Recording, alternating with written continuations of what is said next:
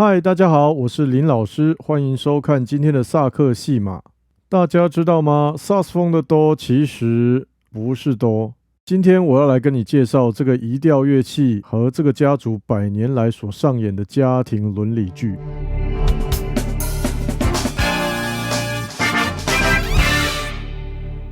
话说念书、运动都不在行，但是入睡却只要0.93秒的大雄，自从看了萨克戏码的频道之后，发愤图强，努力认真的练了1个月的萨克斯风，终于把哆瑞咪发嗦给练好了。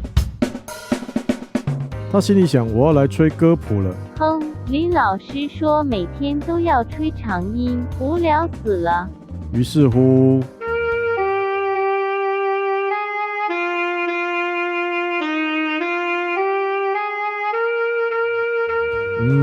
听起来还蛮好的啊。但是萨克斯风只有单音呢，不太过瘾。于是大雄决定去找静香合奏。他请 Google 大神帮他找了一份小蜜蜂的钢琴谱，然后大雄还特别检查了一下，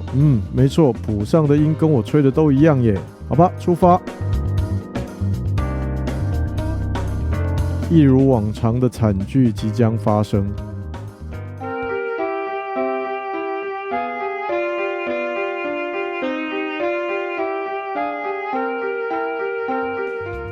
是不是觉得听起来很奇怪呢？单独听萨克斯风是小蜜蜂啊，那单独听钢琴也是小蜜蜂啊，可是加在一起就变成不知道什么东西了，怎么会这样嘞？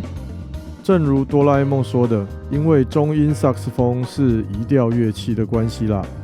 所谓的移调乐器就是和钢琴或是任何一种西调乐器用同一份谱演奏出来的音高听起来会不一样的乐器。这也是大雄和静香合奏起来会很难听、很奇怪的原因了。大雄所演奏的中音萨克斯风之所以叫降一调 Alto 萨克斯风，是因为中音萨克管的哆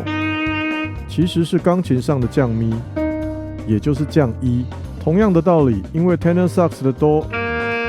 其实是 C 调乐器的降 C，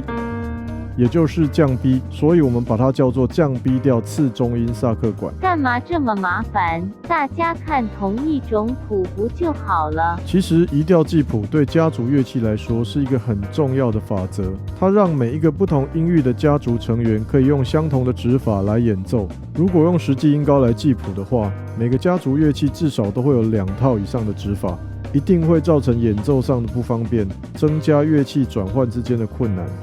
另外就是音域的问题，以最常见的4种萨克管为例子，如果用实际音高来记谱，那除了高音萨克管之外的3种乐器就不能只用单行的高音谱了，因为它们的音域都跨越了中央哆太多，得要使用大谱表或是低音谱来记谱。意思就是说，几乎我们每学一种音域的乐器就要适应一种记谱的方式，光想就觉得烦了。其他没有列出来的乐器也一样，如果硬要用一种谱号来记谱，不是上面要加很多线，就是下面要加很多线，那吹到最后一定眼花缭乱，而且满脸斜线。讲到这，大家应该很庆幸移调记谱这种聪明的方法被发明了吧？大雄看完了林老师在萨克戏码对移调乐器的解说之后，找了一份移好调的谱重新练习。2000 years later， 终于大雄这次练对了调性，可以试试看再跟静香合奏一下咯。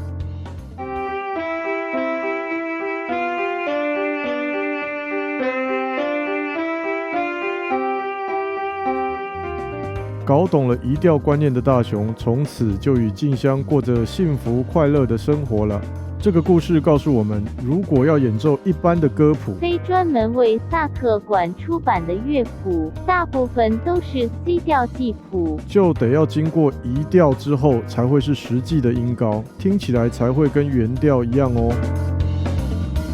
在上一集的节目里跟大家介绍过，1846年阿道夫的专利申请书上，萨克斯风的原始设计分成8种不同音高的乐器。之后他决定将萨克管分成2个系列，各7种乐器，为管弦乐团设计调性为 C 调及 F 调的家族乐器，以及为军乐队也就是管乐团设计调性为降 B 及降1的家族乐器。紧接着在1848年，音乐学家卡斯特纳的法国军乐通用手册中更确立了降 B 及降1调系统在军乐队中的地位。由于萨克管兼具了铜管和木管乐器的特性，在管乐团里除了少数独奏片段之外，是衔接，也就是连接木管和铜管的音色，和助攻，也就是帮助某一种乐器变大声的最佳帮手。再加上又是一个完整的家族乐器，音域上几乎可以 cover 到所有的队友，所以占有非常重要的角色。意思就是说，在乐团里你是很有事的乐器，每一首曲子、每一场音乐会几乎从头到尾都有你的事。相反的，在管弦乐团里的角色就完全不一样啦。通常只要一出来就是 solo， 听起来好像很酷很不错，但是用白话翻译给大家听，就是常常从曲子的开始算拍子，大概200小节之后轮到你吹，吹了32小节之后呢，就休息，一直到曲子的结尾。也许作曲家有的时候心情好，曲子结束之前让你跟大家齐奏布个2声，这样就算了。而且一年搞不好只有3场音乐会用到萨克斯。这么菜的乐器，还没有什么曲子把它写进去，所以就算到现在，管弦乐团里面都还没有固定的萨克斯风的编制，需要的时候找枪手就好啦。记得20多年前曾经演过理查·史特劳斯在1903年底完成的家庭交响曲，它的编制依然是 C 调和 F 调的家族乐器，但是除了阿道夫本人制造的第一支 C 调低音萨克管，还有他在巴黎制造的 F 调上低音萨克管之外，我实在是找不到任何量产过这2种乐器的资料，文字或是影像都是。然而 C 调的高音萨克管和 F 调的中音萨克管都是市售的乐器哦，只是没有流行起来而已。而 F 调的 alto 通常被称为 F mezzo soprano， 让我们来听一听他们的声音吧。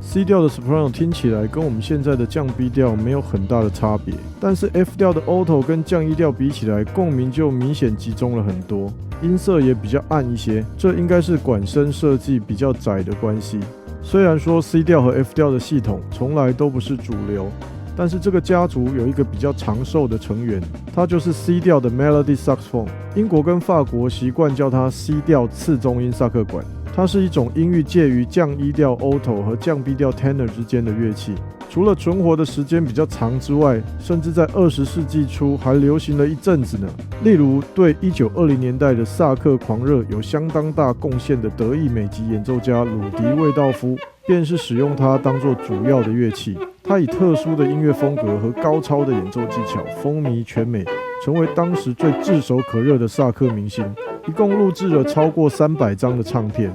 另外，爵士乐启蒙时期重量级萨克斯风手法兰奇特鲁伯尔也是爱用者之一。也许你没有听过他的大名，但是你一定听过方大同或是 Ray Charles 的 Georgia on My Mind。Frankie 可是在1931年第一个录制这首曲子的萨克斯风手呢。在1977年，他被选入格莱美名人堂，包括像 Lester Young 这样子的当代爵士巨擘都深受他的影响呢。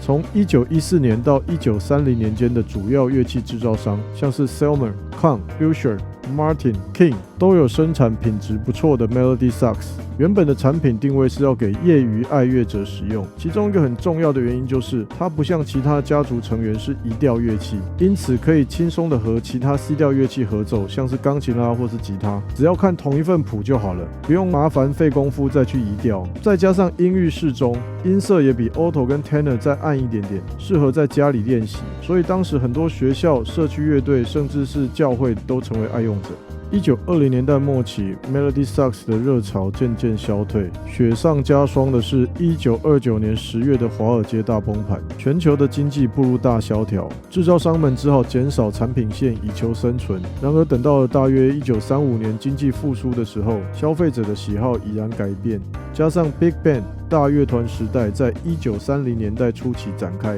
里面的编制就是我们现在最常见到的4种乐器，并没有 Melody Sax 的位置。这个乐器就这样黯然的从舞台上退役了。这个纯粹是经济的因素，不是因为乐器做不好的关系。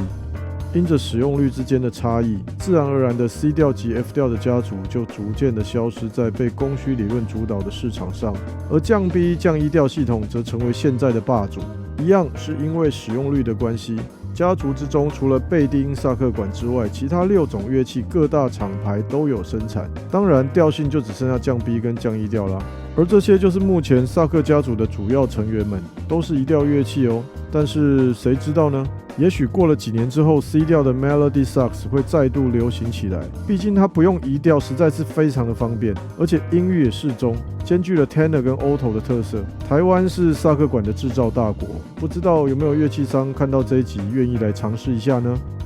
以上是今天的节目，希望你们喜欢。这里是萨克戏码，我是林老师，我们下次见喽，拜拜。